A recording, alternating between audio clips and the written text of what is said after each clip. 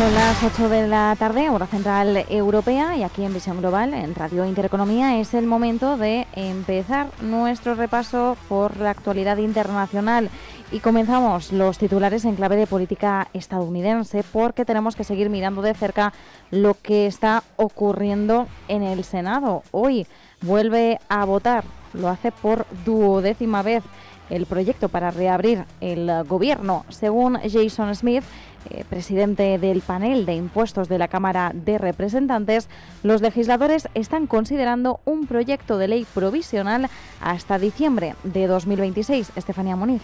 12ª vez que el Senado votará el proyecto para reabrir el gobierno estadounidense. Sin embargo, la votación no va a comenzar hasta que el senador demócrata Jeff Merkley del estado de Oregón termine de pronunciar su discurso contra los republicanos. De momento, lleva hablando 18 horas.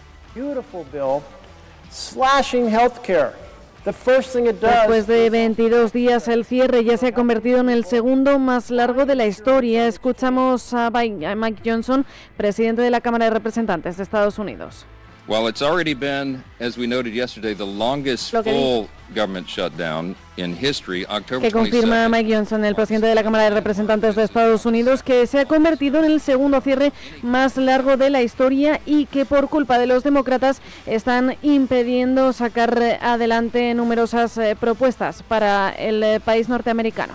Seguimos en Estados Unidos, donde el secretario de Defensa, Pete Hegseth, ha confirmado que 2 personas han muerto en el ataque a un barco de narcos en el Pacífico. El Departamento de Guerra ha llevado a cabo un ataque letal contra un buque operado por una organización terrorista designada y dedicada al narcotráfico en el Pacífico Oriental. Según apunta el secretario de Defensa, Pete Hegseth, el buque estaba involucrado en el contrabando ilícito de narcóticos y transitaba por una ruta conocida para el narcotráfico.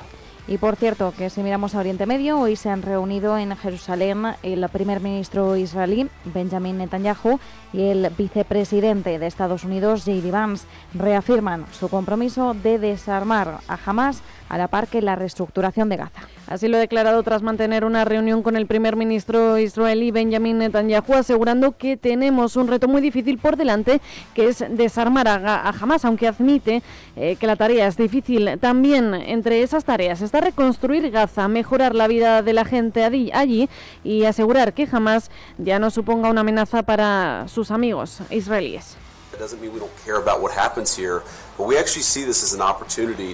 El primer ministro israelí, Benjamin Netanyahu, por su parte, ha alabado a la administración regida por el presidente Trump. Dice haber trabajado durante años con distintas administraciones estadounidenses, pero ninguna como la actual, aunque se defiende, insiste, en que Tel Aviv no es un protectorado estadounidense, sino una alianza con Estados Unidos.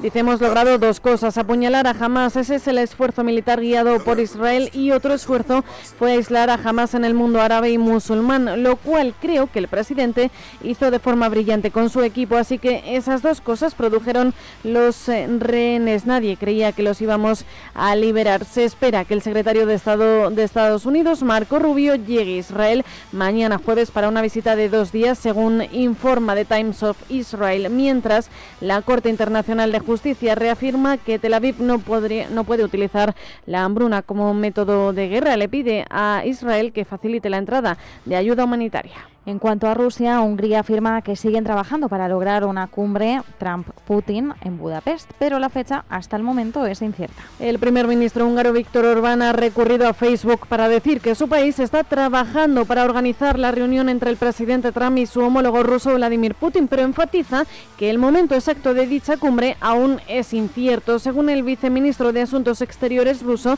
Sergei Ryabkov, Moscú no ve grandes obstáculos para la próxima reunión. Dice que la cuestión es garantizar que los parámetros establecidos por los presidentes en Alaska sean lo más específicos posible. Además, ha agregado que continúan los preparativos para esa cumbre entre Estados Unidos y Rusia. El portavoz del Kremlin, Dmitry Peskov, descarta la asistencia del presidente ruso Vladimir Putin a la cumbre del G20. conferencia del G20 en Johannesburgo, Sudáfrica, que tendrá lugar en noviembre. Putin no participará en persona, pero Rusia estará representada a un alto nivel, según apunta Peskov. Mientras tanto, Trump ha negado que calificara las conversaciones con Putin de pérdida de tiempo. 6 personas han muerto y 17 han resultado heridas en un ataque ruso masivo en varias regiones de Ucrania, incluidas las de Kiev, Odessa y Zaporilla, con el objetivo, según Zelensky, de dañar la infraestructura energética ucraniana. Ucrania avanza hacia un acuerdo con Suecia para adquirir hasta 150 aviones de combate. Aviones de combate tipo Gripen es, según ha anunciado el primer ministro sueco Ulf Kristersson. En una intervención junto al presidente ucraniano Volodymyr Zelensky en Estocolmo, Kristersson ha afirmado que el acuerdo se centra en la cooperación a largo plazo en defensa aérea, más que en donaciones inmediatas, con una posible extensión de 10 a 15 años. Ese acuerdo, los aviones Gripen, conocidos por su versatilidad y rentabilidad, podrían impulsar significativamente la capacidad aérea de Ucrania en medio del conflicto en curso y los esfuerzos de modernización. Y miramos a China porque, según apunta Reuters en exclusiva, Estados Unidos considera limitar las exportaciones al gigante asiático fabricadas con software de Estados Unidos. Los nuevos controles a las exportaciones chinas que está considerando Washington podrían frenar las exportaciones de una amplia gama de productos al gigante asiático. El objetivo es tomar represalias contra la última ronda de restricciones de exportación de tierras raras de Pekín. Si bien el plan no es la única opción sobre la mesa, cumpliría la amenaza que hizo el presidente Trump a principios de este mes de prohibir las exportaciones de software crítico a China, restringiendo los envíos globales de artículos que contienen software estadounidense o que se han producido utilizando software estadounidense. El representante comercial de Estados Unidos, Jamieson Greer, ha asegurado que la reunión entre Donald Trump y Xi Jinping en el Foro de Cooperación Económica Asia-Pacífico va según lo previsto. Declaraciones a la CNBC, Greer ha calificado la decisión china de limitar las exportaciones de tierras raras de agresiva y totalmente desproporcionada. Además, en la reunión con Xi, Trump abordará otras cuestiones como la agricultura y el caso de la soja.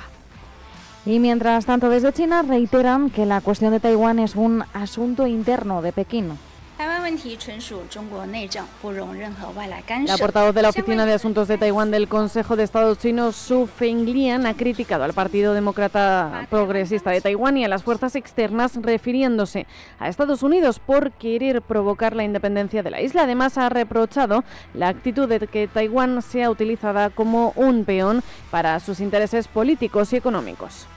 En Corea del Sur se ha celebrado una reunión inminente de seguridad después del lanzamiento de un misil balístico de Corea del Norte. Se ha tratado del lanzamiento del misil balístico no especificado de corto alcance en el Mar del Este. Entre los asistentes se encontraban funcionarios del Ministerio de Defensa y del Estado Mayor Conjunto para revisar la preparación militar. Mientras tanto, junto con Estados Unidos y Japón, se han analizado las características del misil. Mientras tanto, en Japón, la nueva primera ministra, Sanae Takaichi, comienza su mandato planeando aumentar el gasto de defensa al 2%. Según apunta Kyodo News, el objetivo del nuevo gobierno es aumentar el gasto de defensa al 2% del PIB del país para el año fiscal 2027, que actualmente se encuentra en el 1,8%. Y además, el presidente estadounidense Donald Trump visitará Japón del 27 al 29 de octubre. Según el secretario jefe del gobierno de Japón, Minoru Kihara, además ha calificado el gesto de Trump de visitar el país nipón como una oportunidad significativa para fortalecer aún más las relaciones entre ambos. Será la primera visita de Trump a Japón en 6 años. Por otro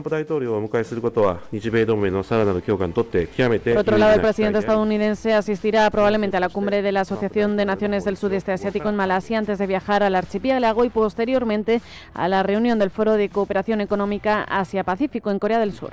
En Francia, el Museo del Louvre reabre sus puertas después del robo de 8 joyas de la corona de la era napoleónica. Después de haber estado cerrado al público durante 3 días, pese al robo, la ministra de Cultura francesa Rachida Dati ha aclarado que la seguridad del museo funcionaba y ha rechazado la dimisión de la directora del Museo del Louvre.